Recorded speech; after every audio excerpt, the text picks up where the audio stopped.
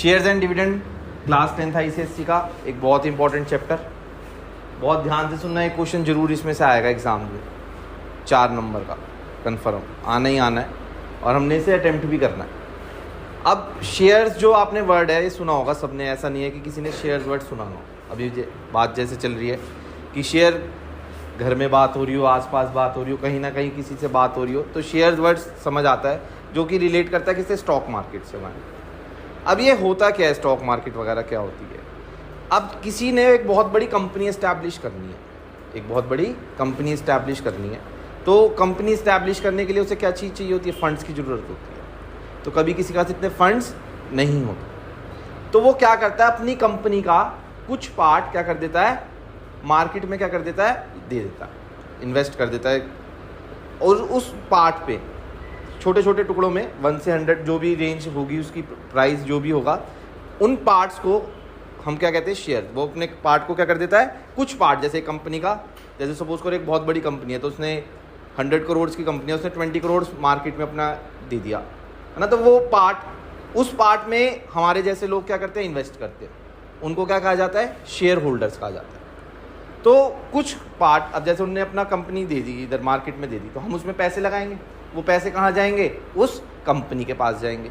तो जो से अमाउंट की रिक्वायरमेंट थी वो क्या हो जाएगी, उसकी फुलफिल हो जाएगी ना। तो एक वो अपनी कंपनी क्या कर लेगा, इस्टेब्लिश कर लेगा। अब क्या होगा, अब मार्केट में आ गई वो कंपनी, अब वो ग्रो करे, अगर अच्छा कर रही होगी तो उसकी वैल्यू क्या जाएगी, ऊपर जाएगी। अगर वो कंपनी ख़राब कर रही होगी तो उसकी वैल्यू नीचे जाएगी, है ना। और कंपनी, अगर यही चीज़ अब हमने क्या करनी है, इसमें शेयर में पढ़नी है कि एक शेयर है क्या, कि जब भी कोई अमाउंट रिलाइज करना है किसी कंपनी को, तो वो क्या करता है, अपना कुछ पार्ट मार्केट में कर देता है, और उसमें हम जैसे लोग क्या करते हैं, इन्वेस्ट करते हैं, तो वो शेयर्स कहलाते हैं। जो वो पार्ट इन्वेस्ट करता है मार्केट के अंदर, वो क्या कहलाता है, उस कंपनी का शेयर कहलाता है। ठीक है, तो अब इन शेयर्स और डिविडेंड में हमने कुछ टॉपिक्स पढ़ने होंगे कि क्या क्या होता है। अब जब भी हम किसी कंपनी का कोई एक पार्ट, जैसे कंपनी हमने मार्केट में लगाया, तो उस प्राइस, जिस प्राइस पे हमने अपनी कंपनी को कहा कि, जैसे सपोज करो मैं अपनी कंपनी का जो प्राइस लगा रहा हूँ 50 रुपये एक शेयर का लगाया, हमने अपनी तरफ से रजिस्टर्ड कराया, या कुछ भी कहो, nominal value, face value, registered value, ये सब चीज़ें क्या हो गई, हमने अपनी कंपनी का जो प्राइस अपनी तरफ से तय करा। अब ये जो प्राइस हम तय करेंगे ना, ये फिक्स रहेगा। ये क्या रहेगा, ये कभी भी चेंज नहीं होने का। जैसे क्या बात कर रहा हूं मैं, फेस वैल्यू, नॉमिनल वैल्यू, या इसमें प्रिंटेड वैल्यू कुछ भी आए, ये वो वैल्यूज हैं जिसपे हम अपना शेयर्स को क्या करते हैं, रजिस्टर्ड करा देते हैं। जिसपे शेयर को क्या करा देते हैं, रजिस्टर्ड करा दिया, हमने अपने शेयर को रजिस्टर्ड करा दिया, वो मार्केट में इस प्राइस पे आ गया। अब मार्केट में आकर वो इस प्राइस से ऊपर भी जा सकता है, वो इस प्राइस से नीचे भी जा सकता है, लेकिन कंपनी की बुक्स के अंदर ये प्राइस फिक्स्ड हो गया। कंपनी की बुक में ये प्राइस फिक्स्ड हो गया कि कंपनी ने जो अपना शेयर निकाला था वो इतने रुपए का ही निकाला था, फेस वैल्यू। वो जो भी काम करेगी, अब वो किस पे काम करेगी, फेस वैल्यू पे। अब मार्केट में जाकर, जब मार्केट में गया शेयर, तो वो क्या कहलाती है, उसकी मार्केट वैल्यू। वो क्या कहलाती है, उसकी मार्केट वैल्यू। कंपनी मार्केट में आया, ज़्यादा भी हो सकता है और कम भी हो सकता है। अगर कंपनी अच्छा कर रही होगी तो वो मार्केट में जाके क्या हो जाएगा, उसकी वैल्यू बढ़ जाएगी। अच्छा कर रही होगी तो घट जाएगी, और अगर नॉर्मल रहेगी तो उतना भी रह सकता है। तो इन 3 चीज़ों को क्या कहते हैं कि जब मार्केट में आ गया कोई शेयर, तो या तो वो मिलेगा एट पार पे मिलेगा, क्या मिलेगा, या वो मिलेगा एट प्रीमियम पे मिलेगा, या वो मिलेगा एट डिस्काउंट पे मिलेगा। ये 3 चीज़ें होती हैं। तो हमने अपनी कंपनी रजिस्टर कराई, उसका शेयर रजिस्टर्ड करा दिया, अब वो शेयर कहाँ पर आ गया, मार्केट में आ गया।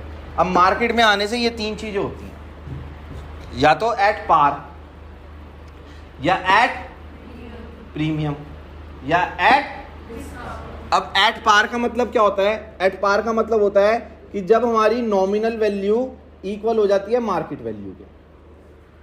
जब नॉमिनल वैल्यू मार्केट वैल्यू के इक्वल, मतलब मैंने जैसे बताया कि कंपनी कुछ नॉर्मली चल रही थी जैसा है, तो उसके शेयर पे कोई इफेक्ट नहीं पड़ता। जितने का कंपनी ने दिया था उतने का ही चल रहा है, तो एट पार। 50 रुपये का आया, 50 रुपये मार्केट वैल्यू, तो एट पार। अब कंपनी बहुत अच्छा करने लग गई, क्या करने लग गई, तो प्रीमियम का मतलब हो गया कि उसकी मार्केट वैल्यू क्या हो गई, नॉमिनल वैल्यू से ज्यादा हो गई, नॉमिनल वैल्यू से ज्यादा हो गई। और डिस्काउंट का मतलब क्या हो गया कि मार्केट वैल्यू जो है वो कम है नॉमिनल वैल्यू से, मार्केट वैल्यू जो है कम है नॉमिनल। अब जब कोई भी शेयर मार्केट में आ जाएगा ना, हमें जो भी पैसे मिलेंगे या हम पैसे लगाएंगे वो हमेशा हम किस पे लगाएंगे, मार्केट वैल्यू पे लगाएंगे। हम हमेशा किस पे लगाएंगे पैसे, मार्केट वैल्यू। कंपनी जो भी डील करेगी वो किससे डील करेगी, फेस वैल्यू से।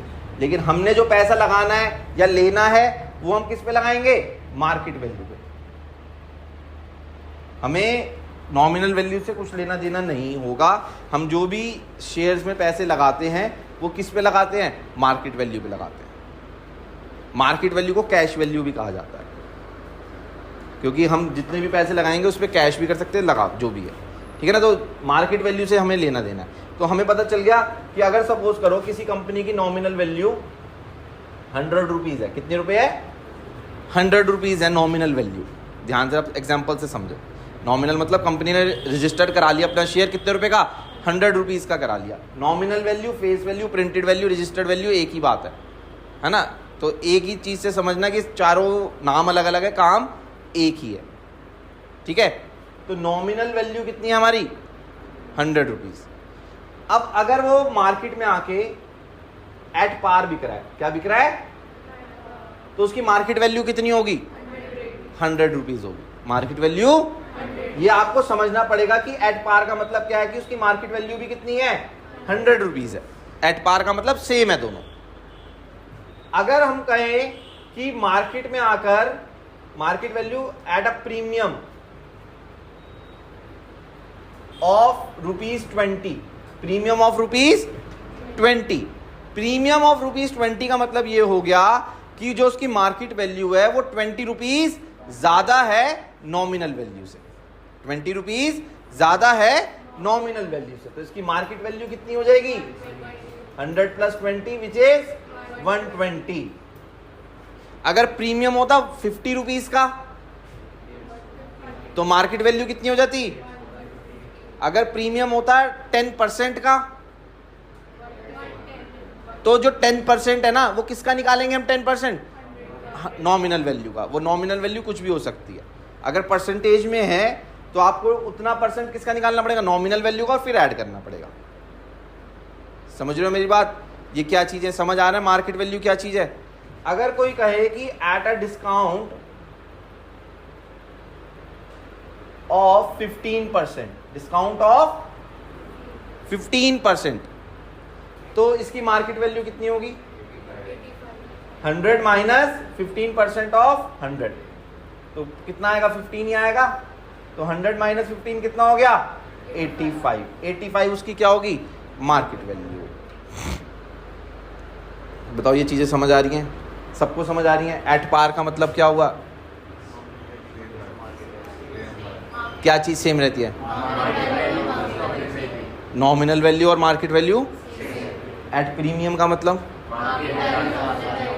ज़्यादा होगी, और एट डिस्काउंट का मतलब कम होगी। नॉमिनल वैल्यू पता है क्या चीज़ होती है, क्या होती है, जो कंपनी की साइड से फिक्स्ड होती है उस वैल्यू को nominal value, face value, registered value कहा जाता है, ठीक है। अब मार्केट वैल्यू क्या होती है, जो मार्केट में आकर शेयर की वैल्यू हो जाती है, जो मार्केट में आकर शेयर की, उसको मार्केट वैल्यू कहा जाता है। अब मार्केट वैल्यू या तो नॉमिनल वैल्यू के बराबर होगी तो उसको क्या आ जाएगा, एट पार। ज़्यादा होगी तो प्रीमियम, कम होगी तो, ये बताओ ये चीज़ें समझ आ रही हैं या नहीं आ रही, सबको समझ आ रहा है। कुछ क्वेश्चन किसी के दिमाग में, पक्की बात है, देख लो अगर है तो किसी के दिमाग में तो कुछ पूछना, पूछ लो नहीं। अब अगर हम आगे चलते हैं, अब बात आ रही है शेयर्स तो हमने समझ लिया क्या होता है, अब बात समझनी है किसकी, डिविडेंड की। डिविडेंड क्या होता है, अब डिविडेंड क्या होता है, डिविडेंड होता है प्रॉफिट। अब किसी कंपनी को, जैसे मैंने एस्टेब्लिश करी, अब मुझे प्रॉफिट हुआ, अब प्रॉफिट हुआ। तो प्रॉफिट क्या होता है कि मैं अपने शेयर होल्डर के साथ बांटूंगा। जब उनके पैसे लगे हुए हैं तो प्रॉफिट भी तो उनके साथ बंटना चाहिए, है ना। तो जब कंपनी को प्रॉफिट होता है तो वो अपने शेयर होल्डर के साथ वो प्रॉफिट को क्या करती है, डिस्ट्रीब्यूट या शेयर करती है ना। तो उस प्रॉफिट का क्या नाम दिया जाता है, डिविडेंड। की कंपनी डिविडेंड पे कर रही है अपने शेयर होल्डर्स को, अपने शेयर होल्डर्स को जिस उन्होंने इन्वेस्टमेंट करी होती है उसमें रेशियो में उनको पैसे दे दिए जाते हैं, मतलब डिविडेंड दे दिया जाता है। अब जो भी डिविडेंड दिया जाएगा कंपनी किस वैल्यू पे देगी, नॉमिनल वैल्यू पे।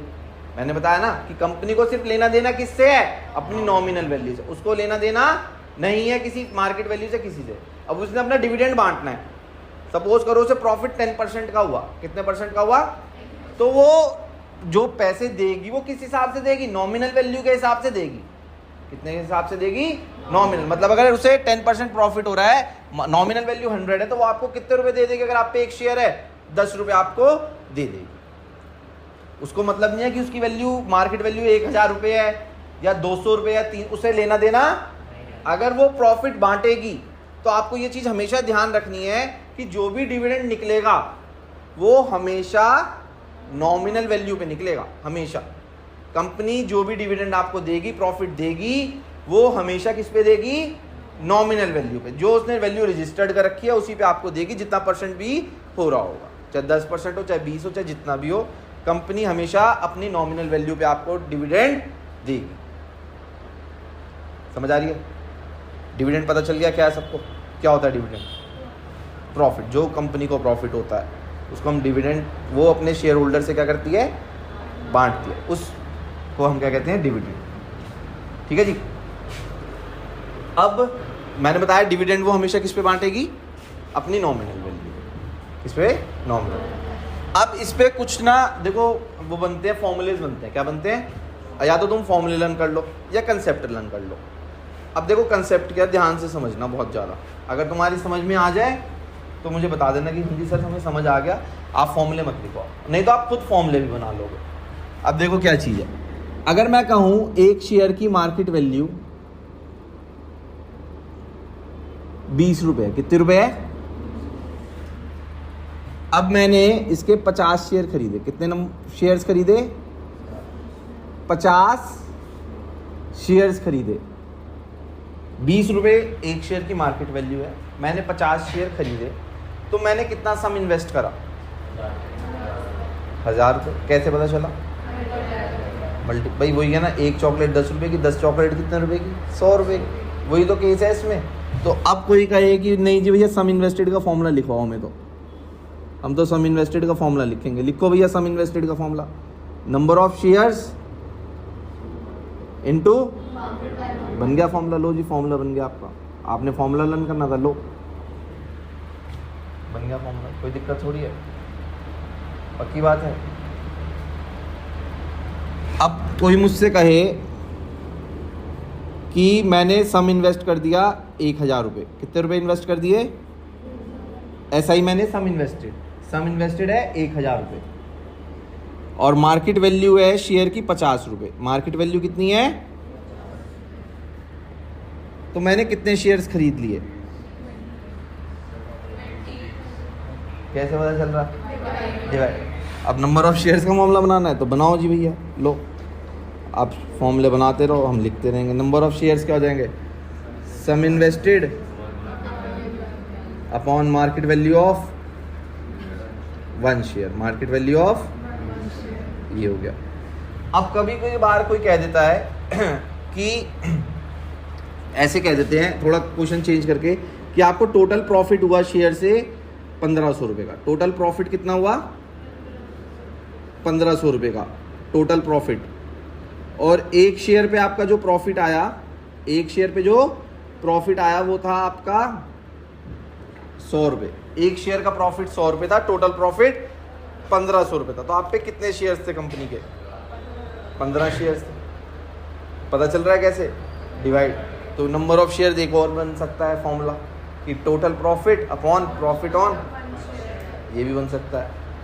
अब बात वही है कि तुम कितना लिखोगे या कंसेप्ट की तरफ भागोगे, वही है सारा यूनिटरी मेथड। एक कितने का था तो 10 कितने के होंगे और 15 कितने के होंगे। अब तुम कहो तो मैं तुम्हें हर एक का फॉर्मूला लिखाऊं या कंसेप्ट दिमाग में डालूं, बताओ भाई। समझ आ रहा है ना भाई? 1500 रुपये का प्रॉफिट है, एक शेयर पे 100 रुपये का प्रॉफिट है, तो हम पे कितने शेयर्स हुए? बिल्कुल सिंपल तो है, 15 शेयर्स। निकाल लोगे ना भाई नंबर ऑफ शेयर्स, या इसमें कुछ मैं तुम्हें हार्ड फास्ट रूल बताऊं इसका कि फॉर्मूले लर्न कराओ? समझ आ रही है ना दिमाग में? पक्का। अब मैं तुम्हें बताया कि जो डिविडेंड, किसी किसी क्वेश्चन में डिविडेंड, इनकम और ये प्रॉफिट, ये तीनों एक जैसे सिमिलर वर्ड्स लगते हैं। भाई वर्ड का मीनिंग क्या लगता है? एक ही लगता है, डिविडेंड, इनकम, प्रॉफिट। ये तीनों वर्ड्स अलग है लेकिन मीनिंग कभी कभार इनका क्या लगता है? सेम ही लगता है कि एक ही तो बात है कि या तो हमसे इनकम पूछ लें, इनकम का मतलब वही हमें प्रॉफिट जो हो रहा है वो इनकम हो जाएगी हमारी, है ना। डिविडेंड पूछ लें, डिविडेंड को मतलब प्रॉफिट ही मैंने तुम्हें बताया, या प्रॉफिट कह दे, बात तो एक ही है ना। तो इसका एक होता है तरीका निकालने का कि इनकम का, क्या निकालने का? इनकम कह लो या डिविडेंड कह लो या प्रॉफिट कह लो, कोई भी एक चीज़ कह लेना। ज़्यादातर मैं इसे क्या कहूँगा? इनकम कह लेंगे। तो इसका फॉर्मूला लर्न कर लेना, NRF अपॉन 100, NRF अपॉन 100। तो N क्या होता है यहाँ पे? Number of shares. R क्या होता है? रेट ऑफ डिविडेंड, मतलब कंपनी कितना रेट, अभी मैंने बताया ना कि कंपनी को प्रॉफिट हो रहा है कितना परसेंट, 10%, 20%, कितना, वो जो परसेंट रेट है वो क्या हमारा? रेट ऑफ डिविडेंड, R है। और F क्या हमारी? Face value. F क्या हमारी? Face value. तो इन तीनों चीज़ों से हमारी क्या निकल आएगी? इनकम निकल आएगी। वो आप अगर ये फॉर्मूला नहीं लर्न करोगे तो वैसे भी निकल आएगी कि एक शेयर पे इनकम निकाल ली। मैंने कहा कि कंपनी ने 10% डिविडेंड दिया है, कितना परसेंट डिविडेंड दिया है, और उसकी नॉमिनल वैल्यू 100 है, नॉमिनल वैल्यू। तो एक शेयर पे उसने कितना डिविडेंड दिया? हमें 10 रुपये दिया। एक शेयर पे कितना डिविडेंड दिया? 10 रुपये। अब हम पे जितने भी शेयर्स हों, एक शेयर का प्रॉफिट पता है, उसे नंबर ऑफ शेयर से क्या कर देंगे तो हमारे पे टोटल इनकम आ जाएगी। लेकिन फिर भी कहीं ना कहीं ये फॉर्मूला ईजी पड़ता है हमें कुछ और कैलकुलेट करने के लिए। हर एक बच्चा कंसेप्ट नहीं समझ पाता, कोई बच्चा क्या करता है फॉर्मूले में पुट करके ईजिली कर लेता। तो जिसको कंसेप्ट समझ आ रहा है उसकी तो कोई दिक्कत ही नहीं, लेकिन फिर भी ये फॉर्मूला कहीं ना कहीं क्वेश्चंस में क्या पड़ता है? ईजी पड़ता है कैलकुलेट करने के लिए। समझ आ रही है बात? डिविडेंड की, इनकम का फॉर्मूला NRF अपॉन 100। कोई दिक्कत है? सारी चीज़ें अभी तक क्लियर है? पक्का। अब देखो, जब हम इन्वेस्ट करते हैं, है ना, शेयर्स के अंदर, तो हमेशा बाद में ये हिसाब लगाया जाता है कि इस शेयर में मैंने इन्वेस्ट करा इतने टाइम के लिए, मुझे रिटर्न में कितना मिला, मुझे रिटर्न कितना मिला। ये रिटर्न वर्ड भी सुना होगा कि मैंने तो इन्वेस्ट कर दिया, मुझे रिटर्न कितना आया, है ना, कि मुझे इतना परसेंट रिटर्न आ गया, है ना। तो रिटर्न परसेंट का भी फॉर्मूला बनता है। क्या बनता है? Return percent. अब रिटर्न परसेंट को हम क्या कह सकते हैं? इनकम परसेंट भी कह सकते हैं, डिविडेंड कह सकते हैं ना, इनकम परसेंट, कि कितनी इनकम हुई उतना ही रिटर्न आया। तो रिटर्न परसेंट का होता है income upon investment, income upon into 100। अभी आपने 100 नंबर का पेपर दिया, आपके 70 नंबर आए, तो कितना परसेंट आए? 70% आ गए ना। अब हमने 100 रुपये लगाए, 20 रुपये हमें उस पर मिल गए, तो हमें कितने रुपये, कितना रिटर्न परसेंट आया? 20 अपॉन 100 इंटू, तो 20% हमें क्या आ गया? रिटर्न आ गया। अब ये फॉर्मूला बना लो, चाहे कुछ भी बना लो, ये तुम्हारी मर्जी है। निकालना हमेशा क्या कि जितनी इनकम हो गई अपॉन हमने जितनी इन्वेस्टमेंट करी थी। भाई रिटर्न तो ऐसे निकलेगी ना कि हमने कितना इन्वेस्ट करा था और फिर हमें कितना प्रॉफिट हो गया। प्रॉफिट अपॉन इनकम इंटू 100, ये हमारी रिटर्न परसेंट होगी। समझ आ रही है बात? पक्की बात समझ में आ रही है? कोई दिक्कत है तो अभी बता दो। शेयर्स समझ में आ रहे हैं सबके दिमाग में? अब मैं चाहूँगा कि सब रिपीट करें कि एक बार शेयर्स क्या क्या, तुम्हें क्या क्या समझ आया, बताओ। शेयर्स बताओ क्या होते हैं शेयर्स, बोलो, घबराओ मत।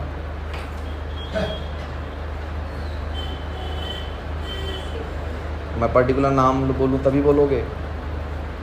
मैं तो कह रहा था सबके साथ बोलोगे तो सही रहेगा। हाँ, वो शेयर, फिर उसके बाद नॉमिनल वैल्यू, फेस वैल्यू,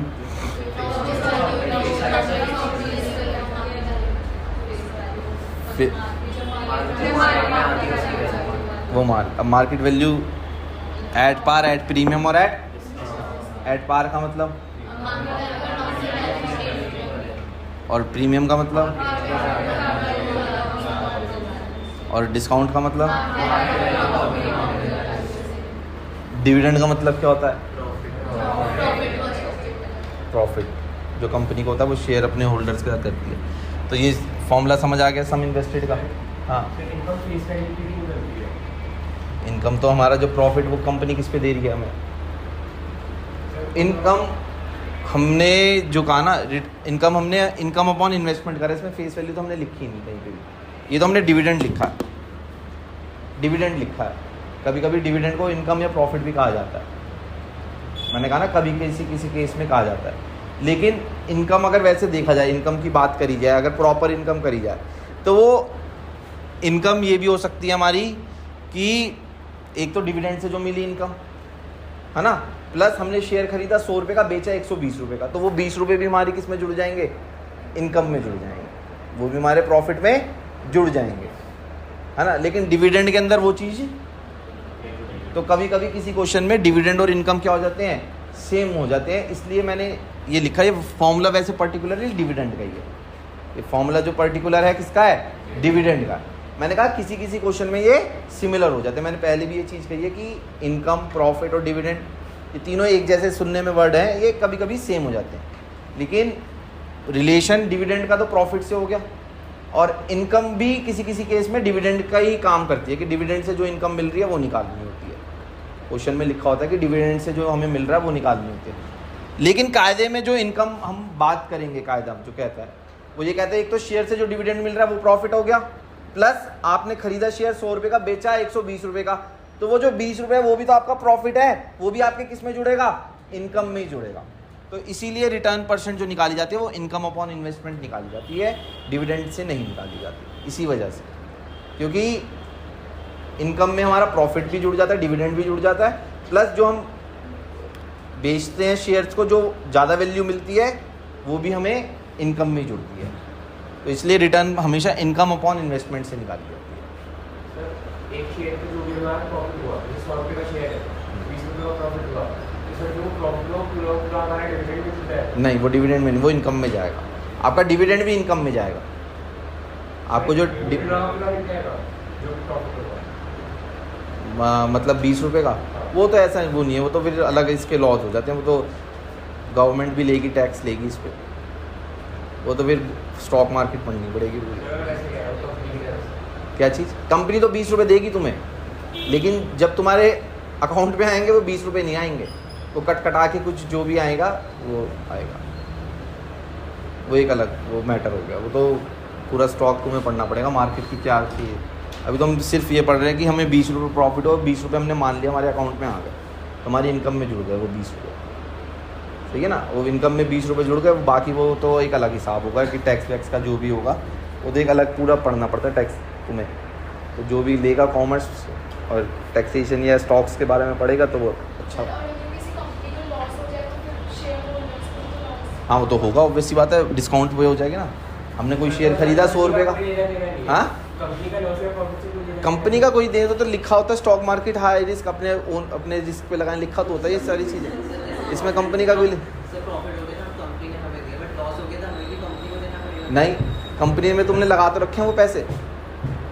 ऐसा होता है कि अगर देखो लॉस हो रहा है और कंपनी डिविडेंड पे कर रही है, तो वो जैसे तुमने खरीदा शेयर 100 रुपये का, अब उसकी मार्केट वैल्यू हो गई 80 रुपये, फेस वैल्यू उसकी 100 रुपये है, मार्केट वैल्यू 80 रुपये है, कंपनी डिविडेंड दे रही है, तो कंपनी डिविडेंड कितने रुपए पे देगी? 100 रुपये पे देगी। वो अपनी मार्केट वैल्यू पे नहीं देगी, वो 100 रुपये पे देगी। और बाई चांस अगर तुम्हें जो लॉस तुम कह रहे हो जाता है, तो जो तुमने 1 लाख रुपये अगर सपोज करो किसी कंपनी में लगा रखे हैं, वो 1 लाख के 60,000 हो जाएंगे या 70,000, तो वो तुमने 30,000 एक तरीके से दे ही तो दिया कंपनी को वो लॉस। हाँ, वो तुमने बियर करा लॉस, वो तुमने अगर हमने 100 रुपये लगाया 100 रुपये 20% डिविडेंड है, 20 रुपीज़ का लॉस हो गया हमें, तो फिर हमें कोई लॉस नहीं होगा। 20% डिविडेंड है, 20% डिविडेंड है, तो कंपनी ने तुम्हें 20 रुपये दे दिए और 20 रुपीज़ का लॉस हो गया कंपनी को, मतलब मार्केट वैल्यू 80 रुपीज़ हो गई। हाँ तो तुम्हें तो कोई प्रॉफिट नो लॉस हो गया। 20 रुपये कंपनी ने दिए, 20 रुपये तुमने वहाँ मार्केट वैल्यू में घटा लिए, नेट प्रॉफिट ज़ीरो आ जाएगा तुम्हारा, नेट प्रॉफिट ज़ीरो हो जाएगा। सही है जी। और कुछ किसी के दिमाग में क्वेश्चन देख लो, है तो बता दो। अब सम इन्वेस्टेड का फॉर्मूला भी समझ आ गया आपको, number of shares into market value, और नंबर ऑफ शेयर्स का फॉर्मूला समझ आ गया। अब ये डिविडेंड, और मैंने कहा ये है फॉर्मूला किसका, डिविडेंड का, ये है फॉर्मूला। लेकिन किसी क्वेश्चन में मैंने इसके स्लैश इनकम इसलिए कर दिया कि कभी कभी किसी क्वेश्चन में डिविडेंड और इनकम एक ही बात लिखी होती है, कि कभी वो कहेंगे कि डिविडेंड निकालो, है फॉर्मूला ये डिविडेंड का ही, ध्यान से सुन लो, ये डिविडेंड है और प्रॉफिट का ही फॉर्मूला है। तो डिविडेंड का फॉर्मूला है NRF अपॉन N है के नंबर ऑफ शेयर्स, R हो गया हमारा रेट ऑफ डिविडेंड, और F हो गई फीस। ठीक है, और रिटर्न परसेंट मतलब हमने कितना हमें रिटर्न में आया लगाकर, वो क्या होता है, इनकम अपॉन इन्वेस्टमेंट इनटू 100। तो ये कुछ चीज़ें थी जो हमें समझने वाली थी। तो बताओ सबको समझ आई या नहीं आई, फिर हम इस पे क्वेश्चंस करेंगे तो तुम्हें और क्लियर होगा। अभी बेसिक समझ आ रहा है कि अगर हम किसी क्वेश्चन में पढ़ेंगे कि एक कंपनी की फेस वैल्यू 100 है, डिस्काउंट पे अवेलेबल है 20 रुपीज़ के, तो उसका मतलब क्या हो रहा है, क्या हो रहा है उसका मतलब, तो कितनी होगी मार्केट वैल्यू, 80। ये चीज़ तुम्हें समझ आ रही है ना कि face value, discount, premium, at par, market value, ये है क्या चीज़ें, डिविडेंड, ये चीज़ें समझ में आ रही हैं। क्वेश्चन पढ़ के कुछ ऐसा तो नहीं लगेगा कि हम बहुत नया सा कुछ कर रहे हैं, दिमाग में बैठेगा ना चीज़ें, पक्का ना। तो आप इन चीज़ों को एक बार गो थ्रू कर लो, फिर हम क्वेश्चंस करेंगे तो आपको और अच्छे से समझ आने लगेंगी चीज़ें। ठीक है ना, कर देना।